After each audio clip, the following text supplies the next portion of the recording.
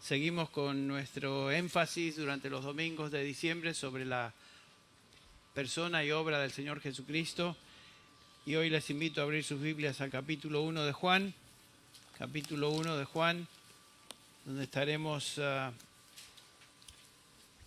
examinando la descripción de la venida de Cristo al mundo, distinta a la que vemos en los demás evangelios.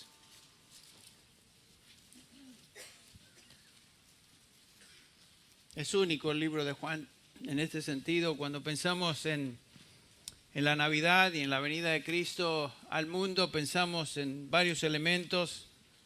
Generalmente vienen a nuestra mente escenas del pesebre, el nacimiento de Jesús ahí en un establo rodeado de animales, de pastores, cuidando a sus ovejas, estrellas en la noche bien estrellada y la estrella de Belén al centro en particular, y los camellos tal vez, los magos. O sea, hay varias imágenes que vienen a nuestra mente cuando pensamos en la Navidad. ¿Qué sería del relato de Navidad sin estos elementos, sin estas descripciones o imágenes? ¿Se puede encontrar el relato del nacimiento de Jesús sin estas imágenes? Y por supuesto la respuesta es afirmativa, y es justamente lo que Juan nos enseña. ¿Quién es el niño de la Navidad? Y justamente Juan nos responde esa pregunta en estos versículos del 1 al 14. Daremos lectura en Juan capítulo 1 y vamos a leer del 1 al 14 de Juan, el Evangelio según San Juan. Y notarán ustedes que no hay ninguna introducción del pesebre o de la aldea o de Belén, nada de esto. Pero esto es la descripción de la Navidad según el apóstol Juan. Dice así: en el principio era el Verbo, y el Verbo estaba con Dios, y el Verbo era Dios. Muy importante. Él estaba en el principio con Dios. Todas las cosas fueron hechas por medio de Él, y sin Él nada de lo que ha sido hecho fue hecho. En Él estaba la vida, y la vida era la luz de los hombres, y la luz brilla en las tinieblas, y las tinieblas no la comprendieron. Vino al mundo un hombre enviado por Dios, cuyo nombre era Juan. Este es Juan el Bautista. Este vino como testigo para testificar de la luz, a fin de que todos creyeran por medio de Él. No era Él la luz, sino que vino para dar testimonio de la luz. Existía la luz, o era la luz verdadera, que al venir al mundo alumbra a todo hombre. En este mundo estaba, y el mundo fue hecho por medio de Él, y el mundo no le conoció. A lo suyo vino, y los suyos no le recibieron. Pero a todos los que le recibieron, les dio el derecho o potestad de ser hechos hijos de Dios, es decir, a los que creen en su nombre, que no nacieron de sangre, ni de voluntad de carne, ni de voluntad de hombre, sino de Dios. Y el Verbo se hizo carne, y habitó entre nosotros, y vimos su gloria, gloria como del unigénito del Padre, lleno de gracia y de verdad. Notaron ustedes que aquí no vemos ninguna descripción del pesebre, del establo, de los pastores. Pero todo lo que tenemos aquí es una descripción perfecta de lo que aconteció esa noche, pero de otra manera. Y aquí Juan nos da la razón teológica, la perspectiva divina del por cual vino Jesús, Dios hecho hombre, a este mundo. El versículo 14 lo resume diciendo: el Verbo se hizo carne y habitó entre nosotros. Una simple y concisa descripción de 5 palabras de lo ocurrido en la Navidad. La descripción más concisa en toda la Biblia de la encarnación. ¿Quién es el Verbo? Estaremos viendo ahí. Obviamente se presenta en el versículo 1, en el principio era el Verbo, y el Verbo estaba con Dios, y el Verbo era Dios. Y el versículo 14 otra vez: ese Verbo se hizo carne y habitó entre nosotros. Y vimos su gloria como del unigénito del Padre, lleno de gloria, lleno de gracia y de verdad. Este es el relato de la Navidad. Entender la Navidad es entender lo que este pasaje enseña. Este es el lado celestial. del relato de la Navidad. Es la realidad sobrenatural de la Navidad. Juan nos explica en este texto lo que es crítico que entendamos en cuanto a este evento que celebramos durante esta época, el evento de la Navidad. Y lo que estamos celebrando es esencialmente esto: el Dios eterno, el infinito, el trascendente, el omnisciente, todopoderoso, soberano, omnipresente, el Dios que jamás cambia, quien creó todo el universo, se hizo carne. Se humanó con el propósito de salvar a pecadores, personas como tú y yo. Este es el mensaje de Juan. Obviamente, este es el mensaje de la Navidad. Emmanuel, ¿no es cierto? Dios con nosotros. Juan está escribiendo su evangelio para enseñar, comunicar esta realidad. El mensaje del evangelio de Juan es simple: el eterno Dios se hizo hombre. ¿Y por qué razón? Dijimos, para salvar a pecadores de sus pecados, salvarlos de su muerte espiritual, salvarlos del juicio y el infierno eterno. Él se hizo carne y habitó entre nosotros. El Verbo. Qué interesante el título que se le da al Señor Jesús. Este Jesús, Dios mismo, vino a este mundo como hombre, lo mismo que nos enseña Mateo capítulo 1, versículo 23, y aquí la Virgen concebirá y dará a luz un hijo y le pondrán por nombre Emmanuel, que quiere decir, ahí lo dice, Dios con nosotros. Este bebé de Belén es Dios con nosotros. Lucas 1:32, que leímos en nuestra lectura devocional, dice lo siguiente: este será grande y será llamado Hijo del Altísimo. El versículo 35, respondiendo el ángel le dijo a María: el Espíritu Santo vendrá sobre ti y el poder del Altísimo te cubrirá con su sombra. Por eso lo santo que nacerá será llamado Hijo de Dios. Esta es la verdad esencial del cristianismo, que Jesús es Dios en carne humana. El Dios del universo ha venido a su creación, se hizo hombre. Esta es la realidad fundamental de la fe cristiana. Ahora, Mateo, Marcos y Lucas, que son los evangelios sinópticos porque todos nos dan una sinopsis de la vida y obra de Cristo en esta tierra, hablan de Jesús desde su nacimiento hasta su muerte y su resurrección y ascensión, los eventos en su vida, etcétera, parábolas. Juan, en contraste a los otros tres evangelios, no nos da una perspectiva histórica de la vida de Cristo. Juan nos da una historia desde el ángulo divino, desde el ángulo celestial. Juan nos da la perspectiva sobrenatural de Cristo y por eso Juan es único entre los cuatro evangelios. Apaguen sus teléfonos, por favor. El 90% del material que se encuentra en el Evangelio según San Juan no se encuentra en los sinópticos. Qué interesante. O sea que Juan tiene un propósito muy específico en escribir su libro. No hay nada en el Evangelio de Juan sobre el nacimiento de Jesús. No encontramos nada acerca de los primeros años de su vida. No encontramos en Juan el relato de la transfiguración, el bautismo, la tentación de Jesús. Nada en Juan acerca de sus viajes. Nada de su agonía en el jardín de Getsemaní, nada de su ascensión al cielo, no hay ninguna parábola. Las parábolas son historias de la vida real que Jesús simplemente comunicaba verdades a través de parábolas.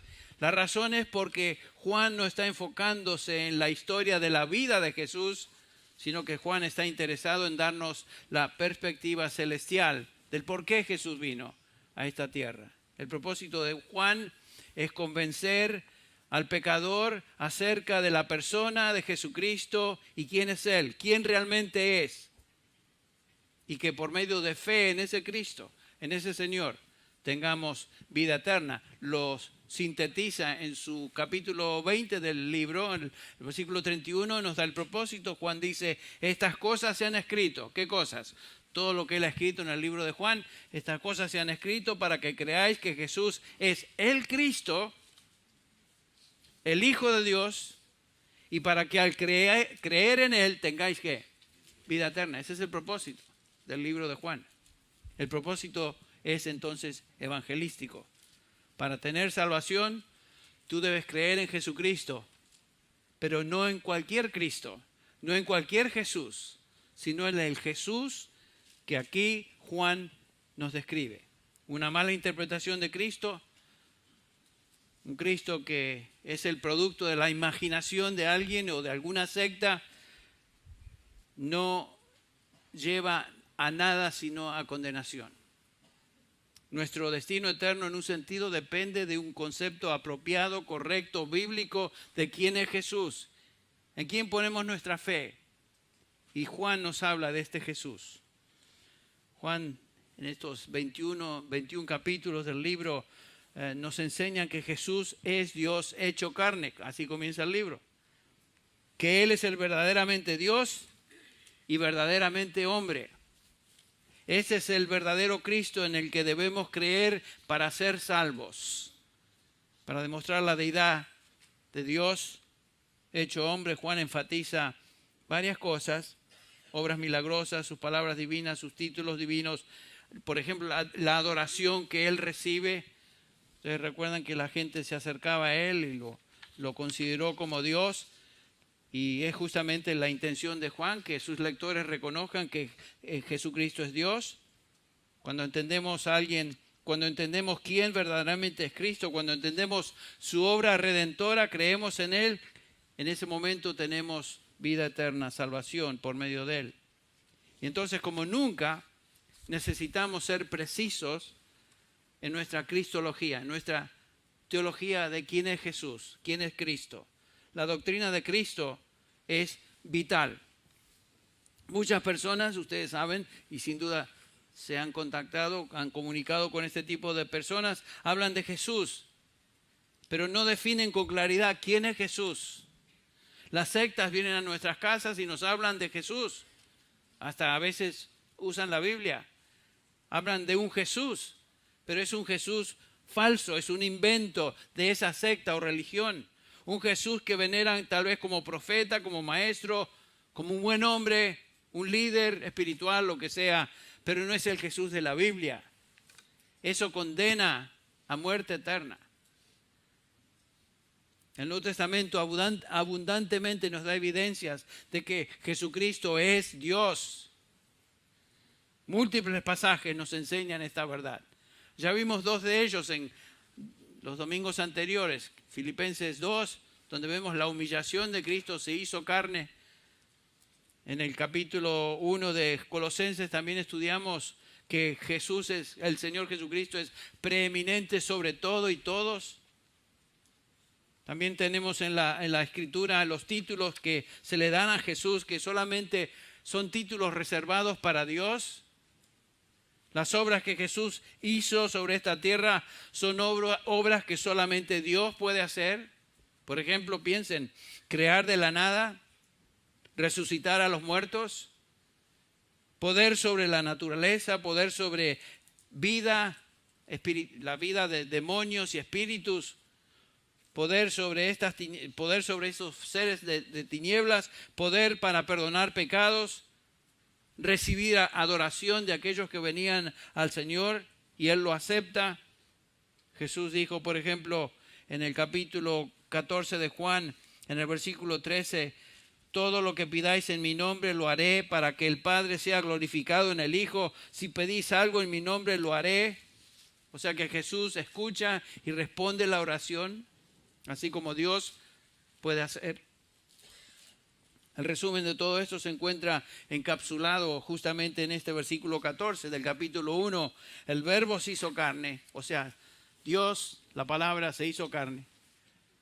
Y nosotros vimos su gloria, gloria como del unigénito del Padre, lleno de gracia y de verdad. Y como dijimos, el Verbo es una obvia referencia a Jesucristo. El Verbo. Noten que Juan comienza el Evangelio con esta palabra, el Verbo. ¿Por qué utiliza esa palabra? ¿Por qué no dijo Jesús? Hubiera sido tal vez más fácil, más simple decir, y Jesús vino. Pero no es así. Es obvio entonces que de alguna manera la audiencia a la cual él se dirige y el contexto greco-romano en el cual él escribe había cierto entendimiento general de lo que esa palabra logos significaba. Para los griegos pensaban que había un espíritu impersonal llamado también logos, que era la fuente o energía detrás de todo lo que existe. Este era un principio de orden, era el principio de todo orden o estructura, una fuerza impersonal que flotaba en el universo, que era el origen de todo. Los griegos pensaban eso, pero no era para ellos sino simplemente eso, una fuerza impersonal, como en las películas de Star Wars, que entre paréntesis acaba de salir la última. La fuerza vaya contigo. Eso es un concepto que los griegos tenían, la fuerza. Detrás de todo, pero Juan escribe, miren, yo no vengo a hablar de una fuerza, le vengo a hablar del Logos. Este es el Logos, quien es una persona, es un Dios personal, quien vino a este mundo y su nombre es Jesús. No es la fuerza. Para los judíos que escuchaban esta palabra Logos, que se traduce palabra o verbo, esa palabra no necesitaba mucha explicación en el contexto de la Biblia, del Antiguo Testamento, porque la palabra del Señor, esa expresión, la palabra del Señor, la palabra de Jehová, aparecía tantas veces en el Antiguo Testamento. Los judíos entendían que era una referencia a la revelación de Dios, palabras de Dios. Nadie puede saber nada de Dios a menos que Él lo revele por medio de palabras. Por eso tenemos en Hebreos capítulo 1 esta declaración del autor de Hebreos, versículo 1, Dios habiendo hablado hace mucho tiempo, ¿recuerdan? En muchas ocasiones y de muchas maneras a los padres por los profetas. Dios hablaba por medio de los profetas, palabra dada a los profetas, y aquí palabra de Jehová vino y el profeta comenzaba a hablar. En los últimos días, dice el autor de Hebreos, nos ha hablado por su Hijo, a quien constituyó heredero de todas las cosas, por medio de quien hizo también el universo. Mientras que el Antiguo Testamento fue escrito y es la palabra escrita como revelación de Dios, el Nuevo Testamento es la revelación de la palabra o el verbo encarnado en la persona de Jesucristo. Así que si tú deseas escuchar acerca de Dios, tú puedes leer el Antiguo Testamento y escucharás lo que Él dijo, como dice el autor de Hebreos, a los padres por medio de los profetas. Ellos son los que recibieron la palabra revelada de Dios. Pero si tú quieres entender la revelación completa de Dios, dice el autor de Hebreos, entonces tú debes ir al Nuevo Testamento porque Dios se ha revelado perfectamente por medio de Cristo, por medio de Jesucristo. Y Dios habla de manera más clara, la manera más clara que todas, por medio de su Hijo Jesús. Y acá Juan nos dice que ese logos, esa palabra encarnada, esa palabra fue hecha carne, es la traducción de fue hecho, es la traducción de un verbo en griego que quiere decir convertirse o ser, volverse.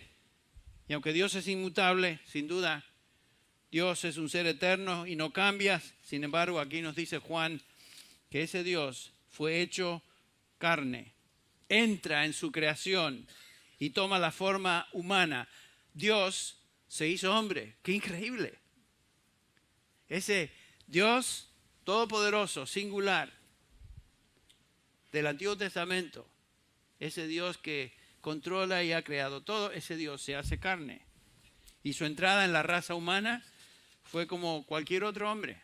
No hay nada espectacular. Fue concebido por su madre María, del Espíritu Santo, por supuesto, naciendo en Belén como cualquier otro bebé, creciendo como un hombre hasta su madurez, etc. Y Juan dice que Él habitó entre nosotros. Ese Jesús habitó entre nosotros. Fue un hombre como el resto de los hombres. Jesús no fue una visión, como decían algunos de las sectas, particularmente los gnósticos, o una aparición, sino que Jesús fue Dios hecho carne. Dios se encarnó. Jesús fue un hombre real, como vimos en Filipenses 2:6, donde Pablo nos dice, el cual, aunque existía en forma de Dios, no consideró ser igual a Dios como algo a que aferrarse, sino que se despojó a sí mismo, tomando la forma de siervo, ustedes recuerdan, haciéndose semejante a los hombres, ahí está, semejante a los hombres, y hallándose en forma de hombre, se humilló a sí mismo haciéndose obediente hasta la muerte, y no solamente muerte, sino muerte de cruz. Examinamos eso hace 2 domingos. En Colosenses 2:9 nos dice el apóstol Pablo que en Jesús, en Él se encuentra toda la plenitud de la deidad. Se encuentra corporalmente en Él. Entonces, ¿quién es Jesús? ¿Cómo identificamos a Jesús? La Biblia claramente nos enseña, el Nuevo Testamento, que Jesús es 100% Dios, pero 100% hombre. Una matemática que no entendemos. ¿Cómo es que algo es 100% algo y 100% no lo entendemos? Así como no entendemos la Trinidad, pero eso es Dios. Ahora Juan, para demostrar que Jesús es Dios en carne humana y enfatizar esa deidad, subraya 3 muy importantes verdades. En este versículo 1, del 1 al 3 de Juan 1, nos dice: en el principio era el verbo, o existía. ¿A qué principio se refiere Juan? ¿Qué es eso del principio?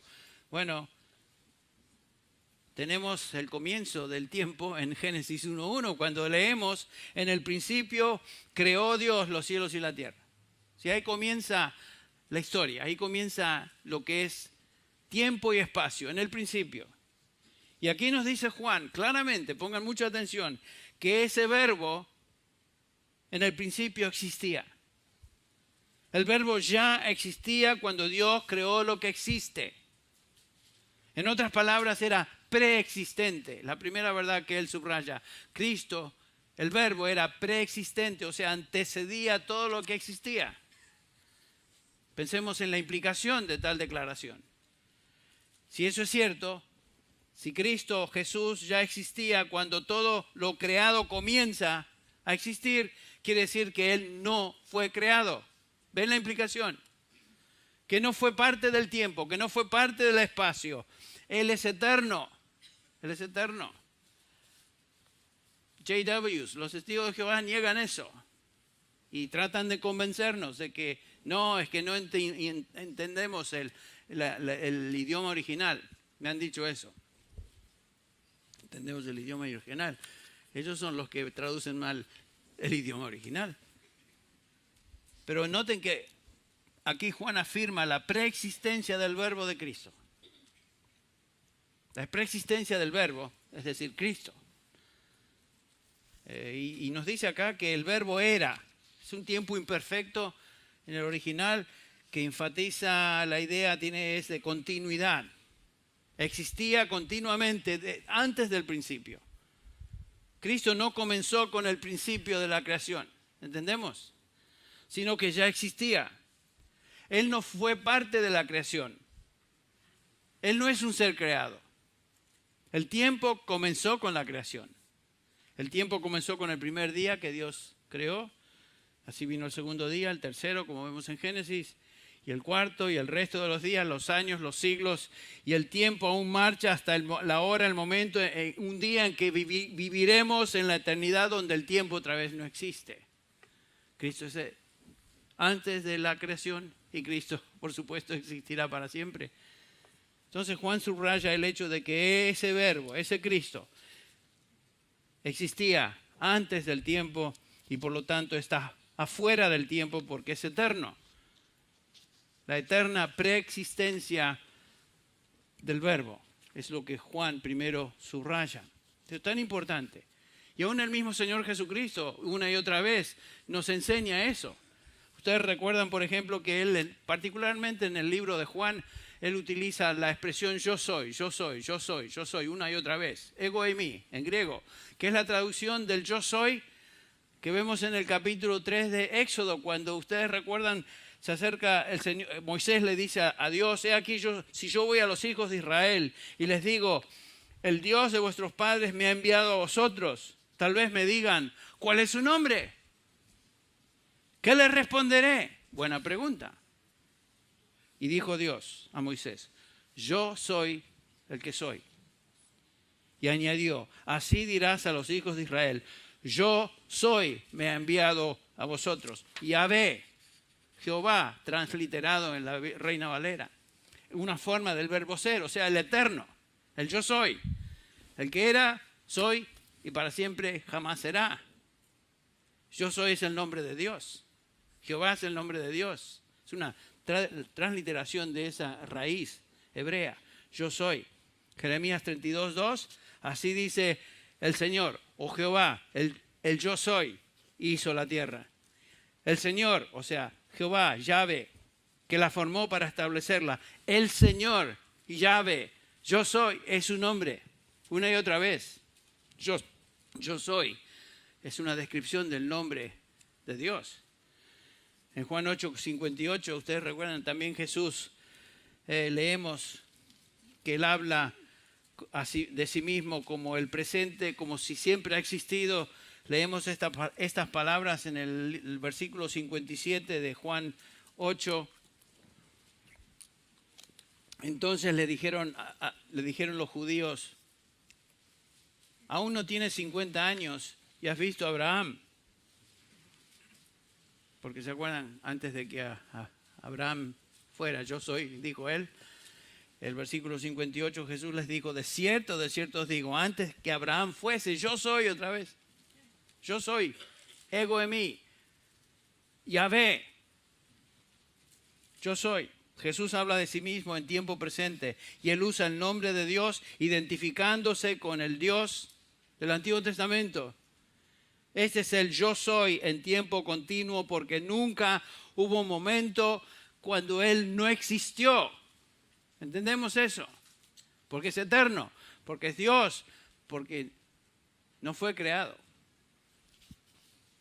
Pero no solamente nos enseña Juan que el verbo era Dios, sino que estaba con Dios. Qué interesante. Estaba con Dios. O sea, no solamente era preexistente, sino que aquí nos dice que también es coexistente con Dios. Cuando el principio del tiempo comenzó, Él ya existía como Dios y Él era Dios. Cristo en el verbo era el Dios eterno, estaba con Dios, no solamente era Dios eterno, sino que era una persona distinta a Dios. Y estaba con Dios, dice el versículo 1. 2 veces. Versículo 1, el verbo estaba con Dios. Repite el versículo 2, Él estaba en el principio con Dios. ¿Cómo podemos entender eso? La única manera de entender eso es en un contexto de la Trinidad. Un contexto de la Trinidad, eso no se puede explicar de otra manera. Ser Dios por naturaleza. Y ser también ser Dios por persona. Solamente se entiende en el contexto de la Trinidad. Sabemos que Dios es trino en la Biblia. Dios es Padre, Hijo, Espíritu Santo. Sabemos, por ejemplo, que el Espíritu Santo en el capítulo 1 de Génesis, versículo 1, fue parte de la creación. Leemos ahí, por ejemplo, en principio creó Dios los cielos y la tierra estaba sin orden y vacía, y las tinieblas cubrían la superficie del abismo, y el Espíritu de Dios se movía en la superficie de las aguas. Dios Padre es el creador, pero ahí vemos que el Espíritu participa en la creación, se mueve, trae vida. Nos dice el capítulo 1 de Hebreos otra vez que los tres trabajan juntos. ¿Cómo trabajan juntos? Hebreos 1, versículo 2 dice, en estos últimos días Dios nos ha hablado por su Hijo, a quien constituyó heredero de todas las cosas, por medio de quien también hizo el universo. O sea, noten eso, Dios hizo el universo, Él es el creador. El Espíritu Santo participó en la creación. Pero aquí también nos dice que el agente de la creación que Dios utiliza fue el Verbo, Dios Hijo. Este pasaje contesta la posición de muchos herejes que vienen a nuestras casas y niegan la Trinidad. Y solo dicen que hay un Dios, sí, dicen que hay un Dios. Y que ese Dios a veces actúa como Padre, a veces actúa como Hijo y a veces actúa como Espíritu Santo. Bueno, eso no es lo que la palabra de Dios nos enseña. Dios es uno por naturaleza, por esencia, pero tres personas distintas, Padre, Hijo, Espíritu Santo. Por eso la fórmula esa tremenda, ir en todo el mundo y predicar, haciendo discípulos, bautizándolos en el nombre de ¿quién? No dice el nombre del Padre, del Hijo y del Espíritu Santo. Uno en esencia, tres personas. También notamos esa distinción en Mateo, por ejemplo, cuando el Señor Jesucristo es bautizado. Leemos ahí en el versículo 16 del capítulo 3 de Mateo: después de ser bautizado, Jesús salió del agua inmediatamente, y aquí los cielos se abrieron, y él vio al Espíritu de Dios que descendía como una paloma y venía sobre él. Y aquí se oyó una voz de los cielos que decía: este es mi Hijo amado, en quien tengo complacencia. ¿Cómo explicar ese pasaje fuera de la Trinidad? No se puede explicar. Entonces, regresando a nuestro texto de Juan 1, el Verbo, Jesucristo, es el agente, nos dice Juan, por medio de quien Dios creó. Cristo existía cuando el principio comenzó, y Juan comienza su evangelio estableciendo esa realidad. En el principio era Dios, y el Verbo estaba con Dios, coexistencia, y el Verbo era Dios. No solamente fue el Verbo preexistente eterno, sino que nos dice Juan, que claramente nos enseña este pasaje, que coexistía con Dios. Esto es tan importante. Y finalmente, no solamente coexistía, sino que nos dice, el Verbo era Dios. En el principio era Dios, el Verbo estaba con Dios, coexistencia con Dios, y el Verbo era Dios. El Verbo era Dios. Qué interesante, todo fue creado menos Él. El Verbo era Dios. Es muy interesante la construcción en el original. Kaitheos geologos, que quiere decir Dios era el Verbo. Literalmente dice eso. Una expresión muy impactante. Dios y el Verbo aquí identificados en una naturaleza. Dios era el Verbo era Dios. Lo mismo.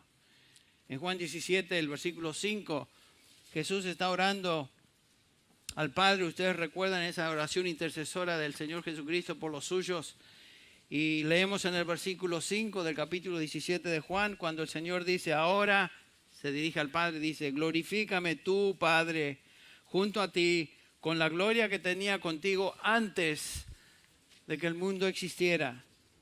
Obviamente Cristo se despojó de su gloria voluntariamente, nos enseña Filipenses 2.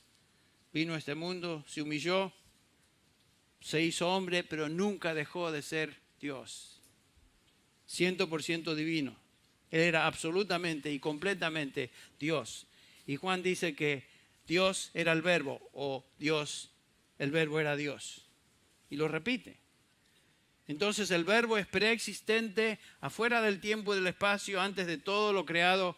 Es coexistente con Dios, existía con Dios antes de que todo sea creado. Y aquí finalmente nos dice, el Verbo era Dios.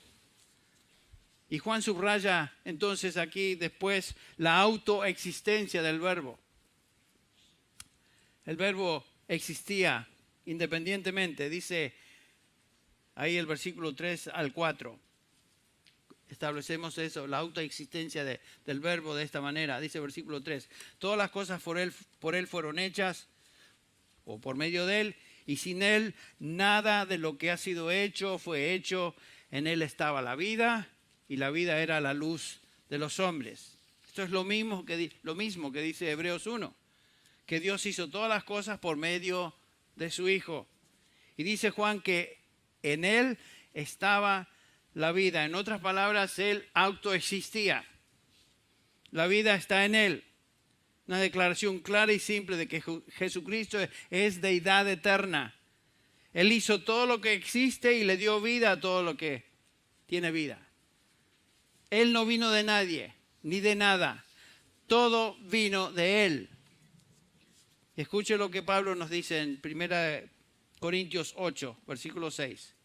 Sin embargo, dice Pablo, para nosotros hay un solo Dios, el Padre, de quien proceden todas las cosas, y nosotros somos para Él, y un Señor Jesucristo, por quien son todas las cosas, y por medio del cual existimos nosotros. Aquí encontramos la misma verdad. Dios es creador, pero Dios lleva a cabo su obra de creación por medio de su Hijo Jesucristo, o sea, el Verbo.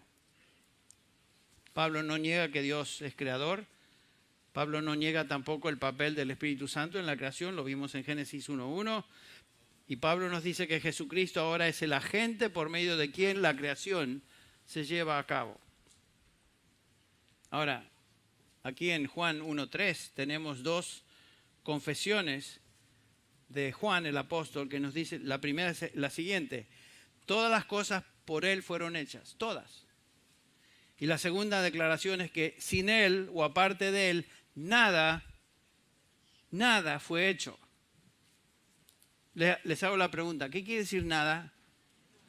Correcto, qué bien, qué exégesis preciso. Nada quiere decir nada, o sea, nada existe en el universo que no haya sido hecho. Solo el eterno Dios no fue creado. Jesús es el creador de todo. Él es el Dios eterno. No podemos evadir esta conclusión de la divinidad de Jesucristo, lo cual nos lleva a esta conclusión en el versículo 4. Dice Juan, en él estaba la vida, o sea, él no recibió la vida de nadie, en él estaba la vida, él es la vida, la fuente de vida, y la palabra vida aquí es la traducción de la palabra zoe en griego, que se refiere a vida espiritual, no es la vida biológica, porque para la vida biológica en griego existe otra palabra, bios, de donde sacamos nuestra palabra biología, que se refiere a vida animal. Y cuando un bebé, por ejemplo, nace, un ser humano nace en este mundo, este bebé obviamente tiene vida biológica, que tiene que ver con el funcionamiento del cuerpo de esa personita. Pero existe otro tipo de vida que existe en ese bebé que no puede ser cuantificada. No puede localizarse en ningún lado, no puede observarse en algún tubo, en un laboratorio. Esa vida tiene que ver con vida espiritual. Es la vida que Dios pone en el ser humano. Esta vida no puede ser observada. Esta es la vida que viene de Dios. Y por supuesto Dios ha creado los componentes de la vida biológica en su creación, desde la célula más limitada, la célula más primitiva tal vez, hasta la suprema creación que es el hombre. Aún en medio, Dios hizo eso, el origen de la vida, de toda parte, que todo animal que expresa o manifiesta vida viene de Dios, vida biológica, pero Dios tiene el poder en Él mismo para dar vida a todo, todo lo que existe, y esa realidad se extiende obviamente a la vida espiritual. Esta vida que no vemos, que todo ser humano tiene, que dura para siempre. Porque saben ustedes, somos creados por Dios, seres eternos. Sí tenemos un principio, pero no hay fin. Somos eternos en este sentido. Después de morir nuestra vida biológica aquí en esta tierra, continuamos existiendo ya sea en un lugar que no queremos ir, que es el infierno, o continuamos en la presencia del Señor para siempre jamás. Esa es la vida que no se puede ver, pero es la vida que el Señor ha creado. Entonces Jesús es el autor de la vida biológica y de la vida espiritual. Él creó la vida biológica que muere y la vida espiritual que nunca muere. En Él, dice Juan, está la vida. La vida es de Él. Entonces, cuando vemos a Jesús en el Nuevo Testamento, estamos contemplando al que es la vida. ¿No dijo Él, yo soy el camino, yo soy la verdad, yo soy qué? La vida. Y noten que Juan dice también que la vida, versículo 5, era la luz de los hombres. Y lo que vemos aquí, que Juan conecta la vida con la luz. La vida es lo mismo que la luz de los hombres. Él era la vida y vino a ser la luz de los hombres, dice Juan. Por eso es que Él vino al mundo, para dar luz en un mundo oscuro y revelar a Dios a los hombres. La vida era la luz, una frase paralela. La luz era la revelación de la vida. Jesús mismo dijo, ustedes recuerdan en Juan 8:12, Jesús les habló otra vez diciendo, yo soy la luz del mundo, el que me sigue no andará en tinieblas, sino que tendrá la luz de la vida. Y Juan 1:5 aquí nos dice que resplandece y las tinieblas no prevalecieron contra ella. Lo que está diciendo Juan es que la vida vino al mundo y es la luz del mundo. Y las tinieblas no pueden contra esa luz. La luz siempre triunfa, siempre prevalece en la oscuridad. Ustedes han entrado a un cuarto totalmente oscuro, ¿verdad? Sin duda. Y la luz más mínima, mi esposa usa su reloj Timex, esos baratos, que que si ella quiere ver algo a la noche, cuando está todo apagado en el cuarto, aprieta su botoncito ahí y luz. No, esa luz no sirve para nada. Pero noten ustedes que esa pequeñita luz triunfa sobre la oscuridad y alumbra. Es lo mismo que aquí nos dice, el Señor Jesucristo es la vida y es la luz que alumbra a los hombres. Y la luz tiene victoria sobre las tinieblas, dice Juan. Ahora, ¿a qué tinieblas se refiere? ¿Qué quiere decir eso, Juan? Obviamente, las tinieblas es el reino de Satanás, el reino de sus huestes, que pertenece a todo ser humano que se encuentra en esa condición aún de no redimido. Ahí nos encontrábamos todos nosotros, como el resto de los hombres, pertenecíamos al reino de las tinieblas. ¿Se acuerdan lo que dice Pablo en Colosenses 1:13? El 12 comienza diciendo Pablo: doy gracias a Dios el Padre que nos ha capacitado para compartir la herencia de los santos en luz, porque Él nos libró del dominio de las tinieblas, ahí está, el dominio de Satanás, y nos trasladó al reino de su amado Hijo, o sea, el reino de la luz, en quien tenemos redención, dice Pablo, el perdón de nuestros pecados. Noten el contraste otra vez entre los redimidos, que son parte del reino de Dios, el reino de la luz, el reino de su Hijo amado, y en contraste el resto de los hombres que se encuentra todavía en ese reino de las tinieblas, el reino de Satanás, el diablo, el príncipe de las tinieblas. De eso está hablando Juan 1:5. En él estaba la vida, y la vida era la luz de los hombres. La luz en las tinieblas resplandece, y las tinieblas no prevalecieron contra ella. ¿Qué está diciendo Juan aquí? Es interesante que el reino de las tinieblas, Satanás, desde el principio ha tratado de destruir la luz, la línea mesiánica. O sea, ustedes recuerdan que Satanás trató de destruir al Mesías, matando a través de Herodes a todos los bebés de Belén, y trató de destruir al Señor, quien era el rey, que había sido anunciado por los magos como el rey. Herodes quiso destruir para estar tranquilo de que murió el rey. Mató a un montón de chicos y sabemos la historia, de 2 años para abajo. Y el que estaba inspirando esto obviamente era el rey de las tinieblas, el mismo diablo. Satanás también trató de destruir al Señor en la tentación, haciendo que Jesús se postrara ante él y violara el plan de Dios. Es lo que trató de hacer eso.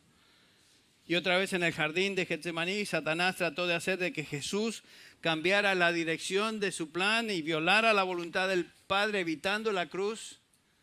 Todos esos fueron estratagemas del rey de las tinieblas para tratar de destruir la luz, pero no pudo hacerlo.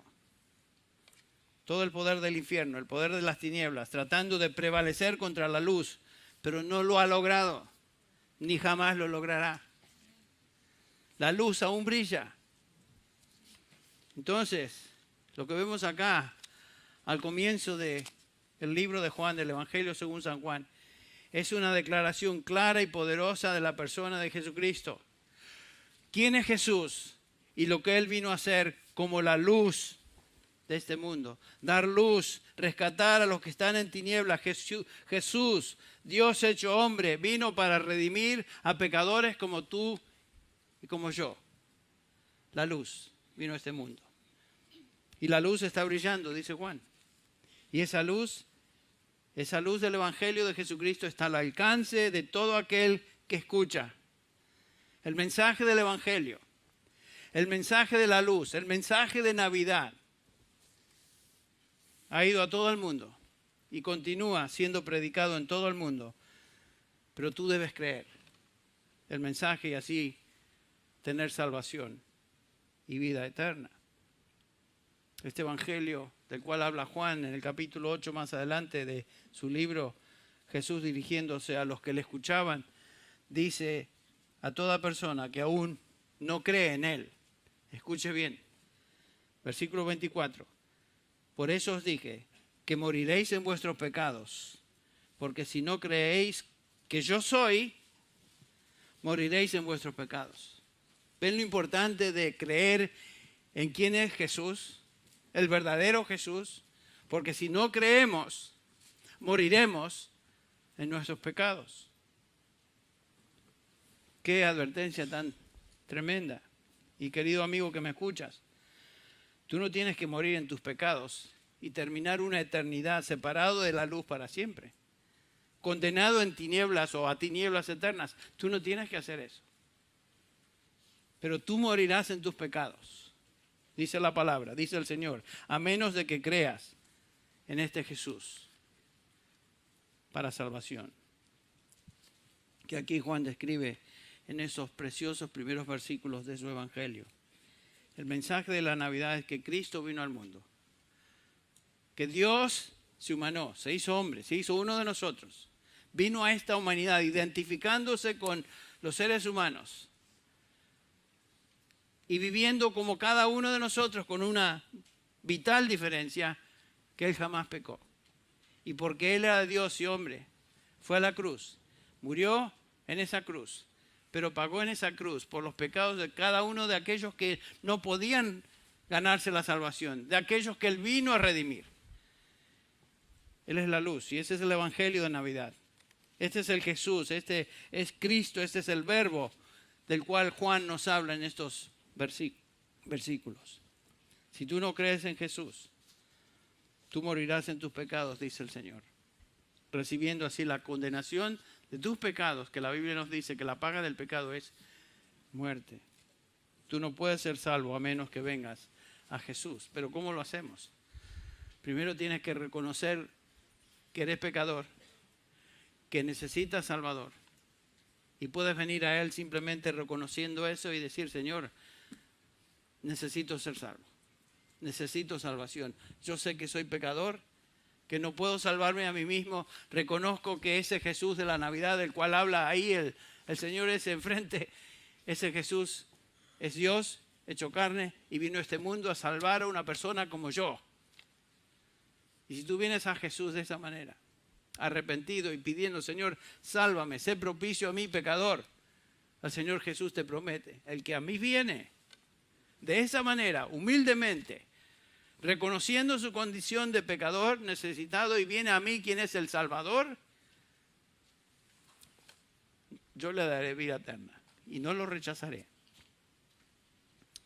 En este pasaje del capítulo 1 de Juan, qué interesante que la introducción del Evangelio de Juan aquí nos dice que el versículo 11, que el Señor Jesús a los suyos vino.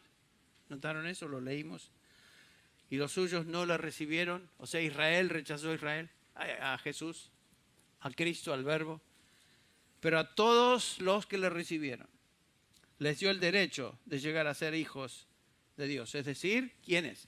A los que creen en su nombre. A los que creen en su nombre. Eso es lo que el Señor dice. Venid a mí todos los que estáis trabajados y cargados, que yo os haré descansar. Reconocer quién eres, reconocer quién es Jesús y creer en Él.